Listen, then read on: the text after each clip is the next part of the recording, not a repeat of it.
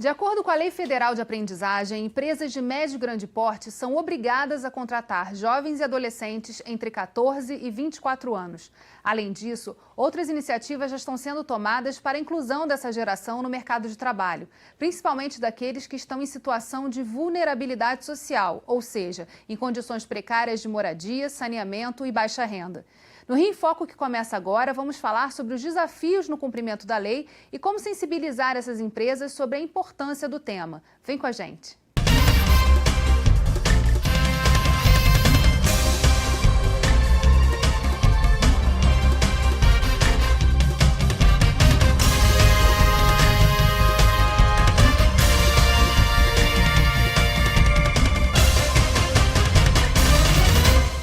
O Rio em Foco recebe o juiz do trabalho, André Vilela, representando a Associação dos Magistrados da Justiça do Trabalho da Primeira Região, e o diretor do Centro Integrado de Estudos e Programas de Desenvolvimento Sustentável, CIEDES, Vitor Ladeira.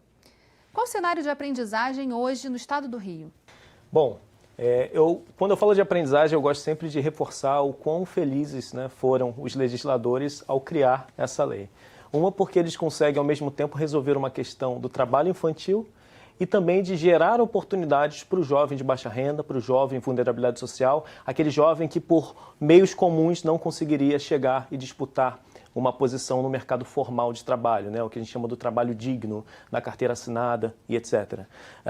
O cenário hoje não é um cenário positivo, isso não é específico do Rio de Janeiro, esse é um cenário no cenário nacional, isso é muito ruim, mas especificamente no Rio de Janeiro a gente tem uma defasagem hoje de cerca de 50% entre as vagas que deveriam de fato ser preenchidas pelas empresas. Isso é um número muito fácil, é só você pegar o CAGED, ver quantas empresas você tem e seguindo ali esse percentual de 5% a 15% por empresa, você consegue calcular exatamente quantos aprendizes, quantas vagas de aprendizes poderiam ser geradas no município ou no estado. No estado do Rio de Janeiro, hoje nós teríamos vagas para em torno de 82 mil jovens e adolescentes. E como ele falou, só está ocupado acho que em torno de 40 e poucos mil. 40 e poucos. Exatamente, está nessa faixa aí. E para o município o retrato é o mesmo, Nós estamos falando de 48 mil vagas, se eu não me engano, e a gente tem aí metade disso preenchido de fato. Agora, quais são os fatores que fazem com que essas vagas de fato não sejam preenchidas? Alguns são muito óbvios, e isso pela nossa experiência, como organização formadora, que está sempre em contato com as empresas, e algumas que não cumprem a lei, nós temos, por um lado, as empresas que simplesmente ignoram a existência da lei. Você tem as empresas que sabem da lei, mas por não serem notificadas, não serem visitadas e auditadas, elas fingem que nada está acontecendo. Elas estão esperando ser multadas. E existem empresas, inclusive, que falam abertamente, olha, adorei sua proposta, sua metodologia é perfeita de formação, mas enquanto o fiscal não vier bater minha porta e me obrigar, eu de fato não vou. E algumas empresas, inclusive, colocam a multa como um savingzinho lá, no final do ano, se não entrar... Já calcula no orçamento e tudo. E só acrescentar, tem o terceiro tipo, aquela que está esperando a multa, que é multada, não cumpre e vai discutir na justiça. Que é justamente quando chega a demanda para a Justiça do Trabalho. Em relação a esse ponto do setor público, para fazer cumprir a lei é preciso uma concertação das instituições que estão desse lado do balcão, que são as instituições públicas. O que está sendo feito em termos dessa concertação? O protocolo que foi assinado tem esse papel? Na verdade, como o Vitor falou, a aprendizagem ela vem como desdobramento dentro da questão do combate ao trabalho infantil. Combate ao trabalho infantil que não apenas você vem como desdobramento da Constituição Federal, mas que nós assinamos tratados internacionais com a Organização Internacional do Trabalho. Nós somos signatários de uma convenção de combate ao trabalho infantil, sendo que do trabalho infantil a gente tem as piores formas de trabalho, exploração sexual, é um outro tema muito mais profundo. E a forma de você tem, porque não adianta a gente retirar o jovem adolescente do trabalho infantil e não dar uma perspectiva, porque a gente sabe que ele representa muitas vezes o arrimo de família. E a aprendizagem é o caminho. A aprendizagem é o caminho e, como foi dito pelo Vitor, as empresas não querem cumprir a cota. Nós temos várias instituições que lidam com o problema de jovem adolescente ou com questão de trabalho infantil. E se entendeu que estavam fazendo trabalhos parecidos, porém cada uma correndo para um lado. Então, em 2014, nós fizemos um primeiro protocolo na questão do trabalho infantil. Em 2015, nós assinamos um acordo de cooperação específico na aprendizagem. Esse acordo de cooperação, em razão até de um decreto que foi consolidado, graças a Deus, em 2016, que prioriza as varas de aprendizagem para os jovens em situação de vulnerabilidade socioeconômica, né, risco socioeconômico e cumprimento de medida socioeducativa. Que é o público mais complicado de incluir. De se encaixar, né, no mercado de trabalho. Então, o que nós temos hoje? Nós temos, para ter uma ideia, esse acordo de cooperação é assinado pela Associação dos Magistrados da Justiça do Trabalho, a Matra 1 que eu estou representando aqui hoje, mas também assinado pelo Tribunal Regional do Trabalho, pelo Ministério Público do Trabalho, Tribunal de Justiça do Estado do Rio de Janeiro, Ministério Público do Estado do Rio de Janeiro, Defensoria Pública do Rio de Janeiro, a Superintendência de Trabalho e Emprego, que é o Ministério do Trabalho aqui no Rio de Janeiro. Quer dizer, são as instituições, a parte do poder público que cuida do problema. Mas o problema é que a gente só cuida do problema. A gente tem que passar a agir na origem, né? E por isso a gente fez, os diversos acordos são com isso. E temos participado do Fórum da Aprendizagem, junto com as instituições formadoras, exatamente para a construção de ações coletivas, né? Porque se a gente não trabalhar isso com o coletivo, não vai ter associação, a atuação individual é mera caridade. E nós temos todo o dispositivo legal. Se a sociedade não se juntar, nós seremos reféns. Não adianta botar grade. Porque se a gente não der um destino a essa juventude que está aí, a essa mão de obra que está aí, o nosso destino vai ser muito trágico. Não adianta encarcerar. Porque se a gente encarcerar, se a gente matar, a gente vai perder toda uma geração de mão de obra ativa e no futuro o meu sobrinho, a minha sobrinha da classe média, eles não vão ter o desdobramento nas outras classes sociais que precisam compor a nossa sociedade para o capitalismo continuar. Então, se a gente não tem uma construção da sociedade como um todo, se a gente excluir essas pessoas de participação, nós estamos, na verdade, matando a galinha dos ovos de ouro no futuro. Quem é a galinha dos ovos de ouro no futuro? A nossa aposentadoria. E olhando para esse longo prazo, tem toda uma série de ações que tem que ser feitas no agora, presente. Agora. E aí, pensando na Rede Pro Aprendiz, qual a experiência do CIEDES na recepção desse público e qual é o público de jovens hoje que vocês trabalham diretamente? O nosso grande diferencial são jovens de fato em vulnerabilidade social e hoje 40% dos nossos jovens eles são oriundos dos programas das medidas socioeducativas, né? Então são jovens, sua maioria, do DEGASE. Né? Então a gente utiliza o primeiro emprego formal como uma forma de ressocialização desses jovens e tem sido um trabalho maravilhoso, embora muito difícil de inserir ainda esse jovem. Né? Em alguns momentos nós temos algumas empresas que são punidas, né, a cumprir pela fiscalização.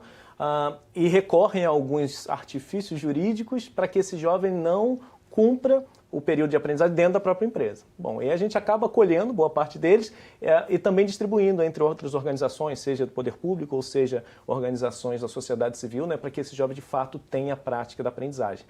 E aí o nosso papel, né, o papel do CIEDES e da Rede Pro Aprendiz, e aí aqui eu abro um parênteses para falar o que é a Rede Pro Aprendiz. O CIEDES ele já faz 3 anos, ele já atua como organização formadora há 3 anos. E a gente começou a observar que o mercado do Rio é um mercado muito...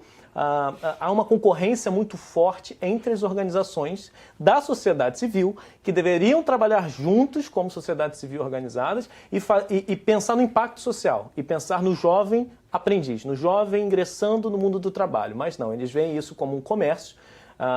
E aí eu falo isso sem medo aqui, porque, de fato, a maioria das organizações elas pensam que são comércio, porque ganham lá a taxa e querem sobreviver disso, e repartem, fatiam o mercado, ficam se degladiando e se enfraquecendo para ver quem consegue mais jovens. Né? Mas eu sempre brinco, a gente tem um oceano azul aí, né, de 50% de empresas que não cumprem a cota. Então, o que a gente tem que fazer? A gente tem que ir nessas empresas, sensibilizá-las, mostrar a importância, como que a aprendizagem ela pode valorizar um quadro funcional, né? Como que a diversidade ela é importante dentro de uma empresa, né? Como que um projeto como esse, né? Assim, um jovem que passa, né, lá seus quase 2 anos, né, dentro desse processo de aprendizagem, que praticamente dobra a renda da família, como que isso volta para a sociedade, né? Como que esse impacto é tão positivo, né? E aí nós começamos a olhar esse mercado e resolvemos propor uma parceria, quase que uma joint venture com outras organizações.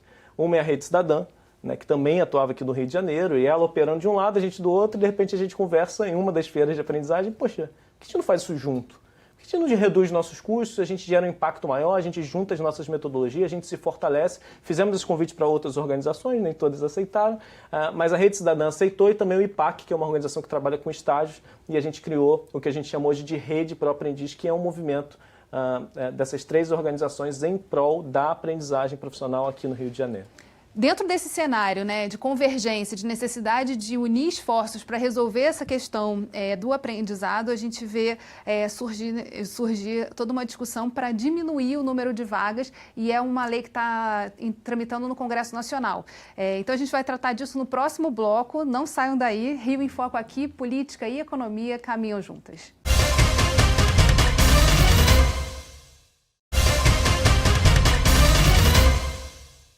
Voltamos com André Vilela e Vitor Ladeira. O programa Aprendiz Legal, criado pelo Centro de Integração Empresa-Escola, CIEE, também oferece oportunidades para os jovens de todo o Brasil ingressarem no mercado de trabalho. A nossa equipe conversou com o superintendente do CIEE do Rio sobre a importância de aproximar esses adolescentes das empresas e como a mudança na lei do aprendiz, que pretende reduzir a contratação de jovens, pode impactar no futuro e na formação profissional deles.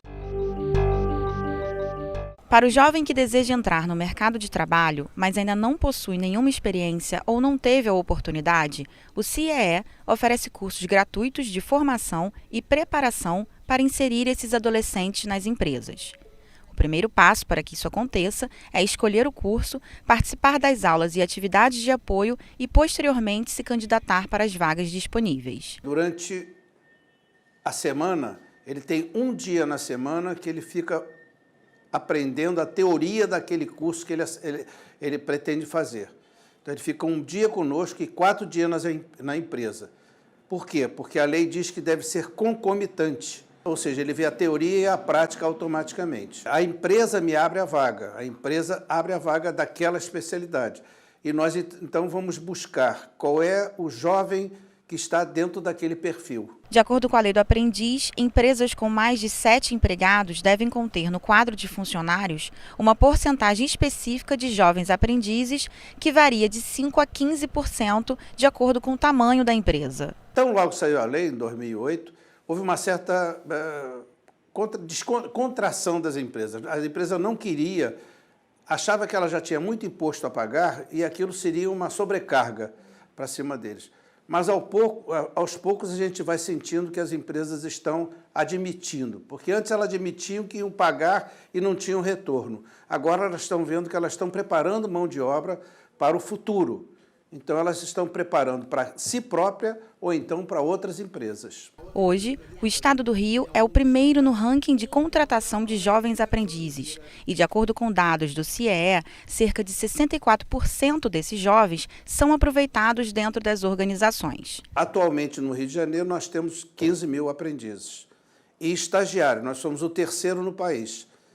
E temos 30 mil estagiários. Existe ainda a possibilidade de reduzir a cota de aprendizes. Se eles reduzirem o número, dentro do CBO, eles reduzirem o número de oportunidades, isso para o país, já que a lei foi criada em função de aumentar essas oportunidades e não de diminuir, vai ter pelo menos 40% de redução de vagas ocupadas pelos jovens. Então, serão muitos jovens que continuarão a ficar na rua porque não tem como ter um emprego. Porque no caso do aprendiz, ele também é um empregado da empresa, tem carteira assinada, tem todos os direitos trabalhistas, então a empresa tem que entender que esse jovem pode prosseguir naquela empresa ou basta ele ter o certificado para se apresentar numa outra empresa, mostrando que ele já tem, inclusive, a experiência que é tão solicitada pelas empresas. A caminhada dessa função social, né, do trabalho, o entendimento das empresas a respeito desse papel que ela também pode desempenhar e que é bom para ela no contexto que a gente vive, é um processo de sensibilização bastante complexo, né, e que demanda tempo para se formar. Então, discutir agora a diminuição das vagas acaba embolando esse cenário. É um né? retrocesso num processo que mal começou. né?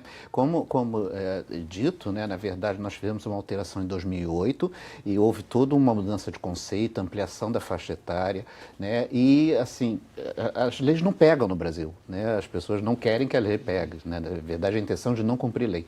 Mas o que acontece? Primeiro, lembrar o que foi dito na reportagem. Na verdade, contrato de aprendizagem é um contrato de emprego, né? Então, a gente está preparando realmente o futuro trabalhador. Quando a gente fala aí, ele falou CBO é o Código Brasileiro de Ocupações, né? O que está por trás? As empresas, na verdade, elas primeiro paravam de cumprir a lei, só que a lei está sendo cobrada, elas não estão tendo mais por onde escapar. Tentaram, num primeiro momento, discutir qual seria a base de cálculo, né? Isso a jurisprudência fixou que é de todos os empregados da empresa. Quem briga muito pela redução do Código Brasileiro, porque o Código é que diz quais são as atividades que exigem aprendizagem. Então, com isso, eu pego aquelas atividades e calculo quantos empregos eu tenho, quantas funções eu tenho, para calcular a cota naquela empresa. O que acontece hoje? Nós temos o problema da famigerada terceirização, né? As empresas de terceirização, elas têm uma estrutura administrativa pequena, mas tem 3.000, 4.000 empregados, por exemplo. Quando a gente tem uma jurisprudência que interpreta, que envolve todos os empregados, você chega naquela empresa, a atividade de todos os terceirizados faz parte da cota, eles têm que cumprir uma cota muito grande, né? Cota esta que sequer daria para botar dentro da empresa para trabalhar. E aí vale ressaltar o seguinte, o método mencionado por ele, o método tradicional do jovem, ele faz o curso na entidade formadora e os outros dias trabalhar na empresa, é a empresa que está pagando pelo curso da aprendizagem. O que acontece com as empresas que hoje têm que cumprir a cota, que têm que pagar pelo curso da aprendizagem? Elas não teriam, em muitos casos, como absorver isso tudo dentro da empresa. Então, nós tivemos uma alteração em 2016, um decreto em que ele formaliza aquilo que a gente chama de ambiente simulado, tá? Na verdade é o seguinte, a empresa tem que cumprir cota, tá? Essa empresa, ela paga o curso à entidade formadora e aí ou a entidade formadora dá um ambiente onde a prática será ministrada ou então esse jovem vai fazer a prática em outra entidade, em outra empresa. Nesse aspecto é muito importante para a gente que as entidades da administração pública, direta e indireta, passem a pensar também na questão da aprendizagem. A administração pública direta e indireta, ela não obedece à CLT, portanto, ela não precisa, né, cuidar de aprendiz, não tem que cumprir cota de aprendizagem. Mas ela tem como também contribuir através do seguinte, a administração pública fazendo convênios com as entidades formadoras e com as empresas que têm que cumprir cota para oferecer que a prática seja no âmbito da administração pública. Com isso, a gente fecharia todo o sistema e daria uma perspectiva maior para essas pessoas. Mas eles aí viram que não tinha mais solução, agora querem atacar a própria base da cota. Como ele falou a previsão de uma redução de 40%, tem alguns que já falam em até 60% de redução de cota, né? Então, você veja, nós estamos aqui hoje, como eu falei, 82 mil... Não chegamos à metade e ainda temos... Já vamos reduzir a 2/3. Né? Então, quer dizer, é um atraso social enorme. Em relação ao CIEDES, como é feito esse trabalho da Rede Pro Aprendiz com as instituições públicas? Já há um diálogo no sentido de encaminhar esses jovens para esse processo que ele falou do ambiente simulado? Sim, há uma articulação direta com o Ministério Público do Trabalho e sempre que há uma dificuldade, né, na alocação desses jovens, são apresentadas algumas soluções, né, para que algumas organizações da gestão pública possam absorver esses jovens e mesmo organizações da sociedade civil também que têm essa prerrogativa para poder receber, né? E vale aqui também dizer que eu penso que esse cenário ele exige também além, obviamente, de toda a questão do Ministério do Trabalho, do Ministério Público, né,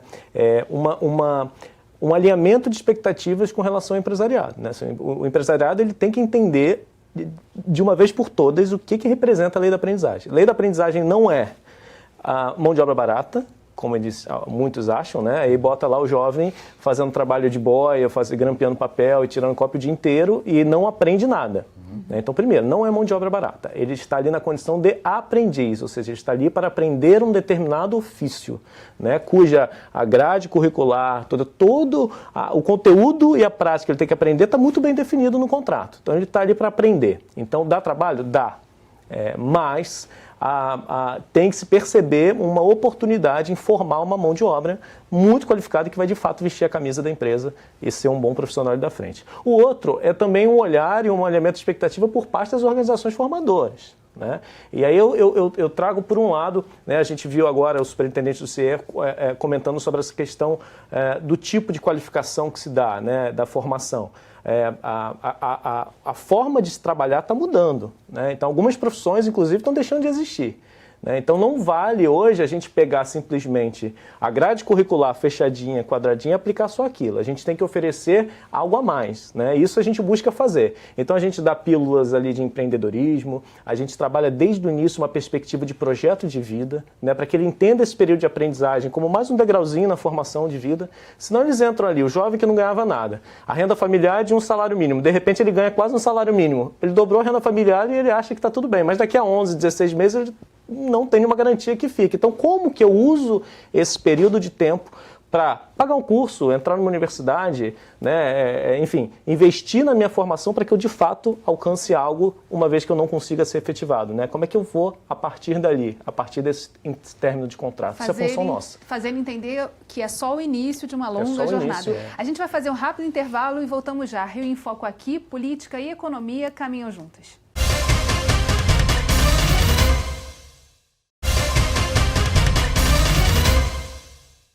No bloco anterior, nós falávamos do papel e do valor que esse jovem pode ter para a empresa e o entendimento disso, o quão importante é para avançar nesse projeto. Porque na verdade, como frisado, né, ele não está lá de caridade pela empresa. Ele é um empregado, é um contrato de emprego. Então, o que ele produz entra no patrimônio da empresa. É isso que o empresário tem que entender. Né?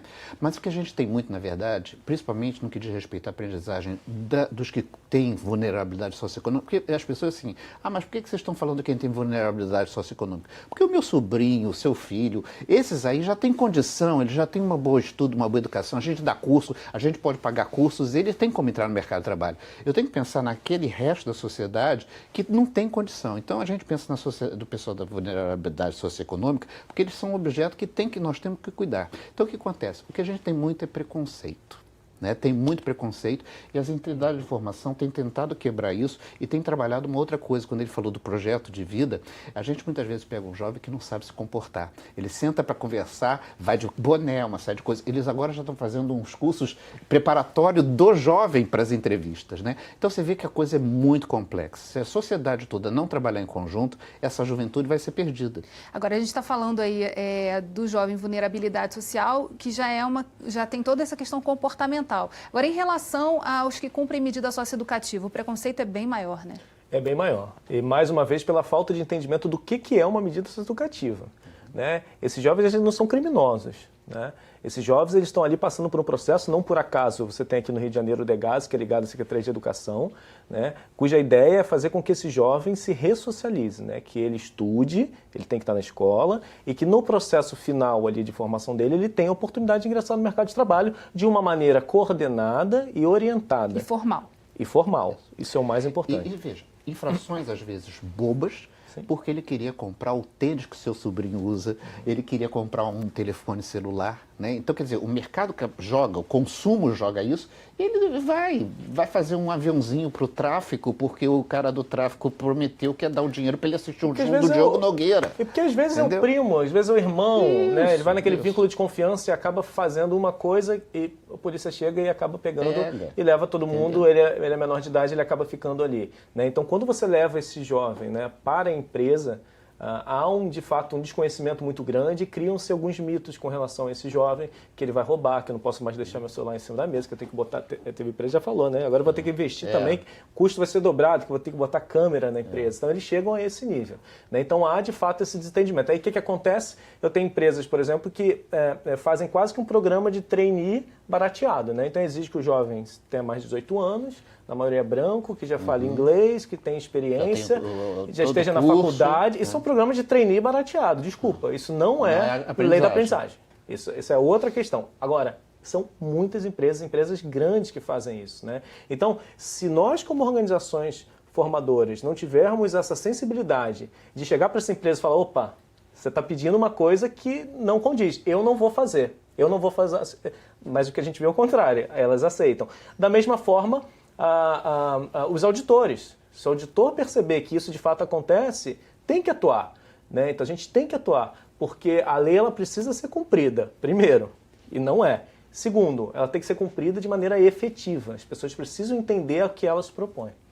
E esse processo leva tempo, né? E a gente está falando assim que enquanto Brasília discute a possível redução do número de vagas, a gente tem aí um gap bastante grande a atender de 50% de vagas que poderiam estar sendo preenchidas num cenário de muita violência, né? Que já é vivido no estado do Rio. Então, pensando sobre essa perspectiva, sobre os papéis, assim, o que a gente precisa fazer para ganhar velocidade, né, nesse salto para poder resolver essa questão? Se não resolver, mas criar mecanismos de atuação conjunta, né, como a gente vem falando aqui no programa. Eu acho que, na verdade, o papel que a gente tem que ter, e aqui eu me dirijo aos empresários, né? Primeiro, nos desarmarmos. Né? Ver que, na verdade, quando a gente faz essa fala, as instituições de fiscalização, as instituições de julgamento, as entidades formadoras não estão preocupadas. A gente quer construir uma sociedade melhor, inclusive para a empresa. Né? Porque eles recebem esses jovens, depois eles vêm com o tempo, o jovem muda completamente de vida, alguns viram empregados da empresa, né? Então são seres humanos que têm aí, que têm uma mão de obra disponível e pode ser modificada. Então a primeira coisa é desarmarmos e trabalharmos em conjunto para o crescimento de todos. Né? Enquanto isso não vai, é óbvio que as instituições não podem parar. A fiscalização está atuando, a justiça está julgando, né? Eles vão cumprindo as cotas na forma que a gente vai impondo. O ideal que a gente pensa no Brasil, na verdade, é uma coisa maior. Eu não preciso esperar que seja cobrado. Né? Eu tenho que cumprir a lei. Se todos cumpríssemos, o país seria muito maior do que já era. A lei ela é muito boa. Recentemente eu estive na Alemanha, em Colônia, conhecendo a lei de aprendizagem deles. É uma lei específica do município. E quando eu levei a lei 10.097, eles ficaram impressionados com o tamanho da abrangência, né, da lei, assim, o quanto ela de fato ajuda as empresas, né, e ajuda a população, né, menos favorecida a se inserir formalmente, a gerar renda, a movimentar a economia. Então, como que política e economia de fato conversam de uma maneira incrível nessa lei, né? Então, assim, a nossa legislação ela é muito boa. Agora, de fato, né, quando a gente fala o que falta, bom, já caminhamos aí 18 anos, né, desde que a lei foi instaurada lá atrás, né? Então, o que falta agora, de fato, é ação. Eu acho que a gente já conversou bastante, a gente tem aí anualmente encontros das organizações formadoras, das entidades públicas. Eu acho que falta um pouco de ação. Eu acho que falta um pouco arregaçar as mangas e cada um exercer de fato o que prega ali, né? Colocar de fato a coisa para acontecer. Eu acho que ainda falta isso, falta ação. Bem, infelizmente, nosso programa chegou ao fim. Obrigada, André, obrigada, Vitor, e obrigada a você, telespectador, que acompanhou a nossa programação até aqui. Aproveite para se inscrever no nosso canal do YouTube. O endereço está aparecendo aí na sua tela. Você também pode enviar dúvidas e sugestões para o nosso e-mail, rioinfoco@lerj.rj.gov.br ou para o nosso WhatsApp, 21 98890 4709. TV Alerj, o canal do Povo Fluminense. Até a próxima.